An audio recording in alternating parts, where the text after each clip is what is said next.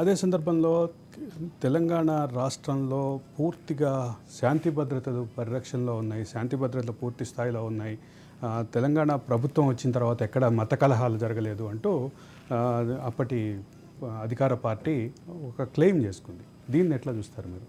ముఖ్యంగా మత కలహాల విషయంలో, అదే సందర్భంలో శాంతి భద్రతల విషయంలో, క్రైమ్ని అదుపు చేసే విషయంలో దీన్ని ఎట్లా చూస్తారు మీరు? సో ప్రతి విషయంలోనండి పోలీసులకు బయట చెప్పేది ఒకటి, లోపల ఇంప్లిమెంటేషన్ చేయబడేది ఒకటి అన్నట్టుగానే జరిగింది. అంటే బయట ప్రొజెక్షన్లో వచ్చేసి అన్ని రకాలుగా ఫ్రెండ్లీ పోలీసింగ్ అనుకోండి, జనాల కోసం అనుకోండి, మత కల్లోలాలు అనుకోండి, ఫేక్ ఎన్కౌంటర్స్ అనుకోండి, బట్ జరుగుతూనే ఉన్నాయి కదా సార్. వరంగల్లో చూసుకోవచ్చు మీరు.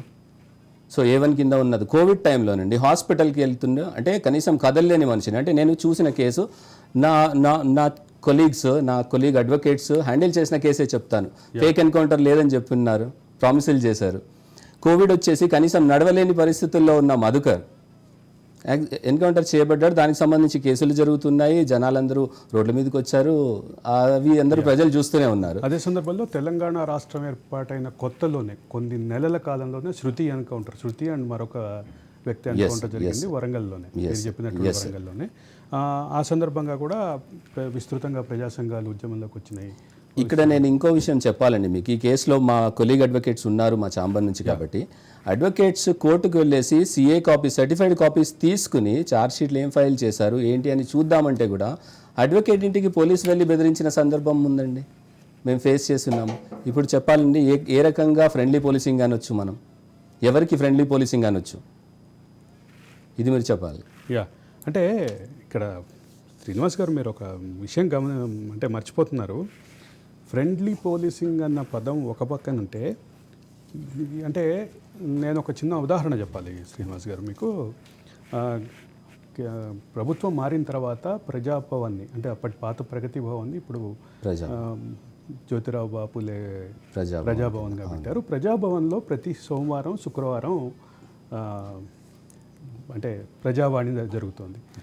ఈ ప్రజావాణిలో ఒక ఆసక్తికరమైనటువంటి విషయం గమనించాం మేము. గత సోమవారం జరిగినటువంటి ప్రజావాణిలో కేవలం పోలీస్ శాఖ పైననే, పోలీసులు సివిల్ మ్యాటర్స్లో ఇన్వాల్వ్ అయిన విషయంలో మాత్రమే 450 దరఖాస్తులు వచ్చినాయి. 480 దరఖాస్తులు వచ్చినాయి.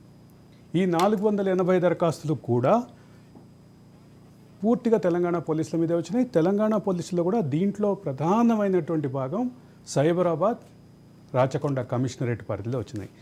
ఇక హైదరాబాద్ చుట్టుపక్కల ఉన్నటువంటి ల్యాండ్ విషయాలు, హైదరాబాద్ చుట్టుపక్కల ఉన్నటువంటి ల్యాండ్ రేట్లు పెరగటం, దాని నేపథ్యంలో హైదరాబాద్లో ఉన్నటువంటి, హైదరాబాద్ సరౌండింగ్స్లో ఉన్నటువంటి ఈ 2 కమిషనరేట్ల పరిధిలో ఎందుకు వచ్చినాయి అనే దానికి అర్థమవుతుంది.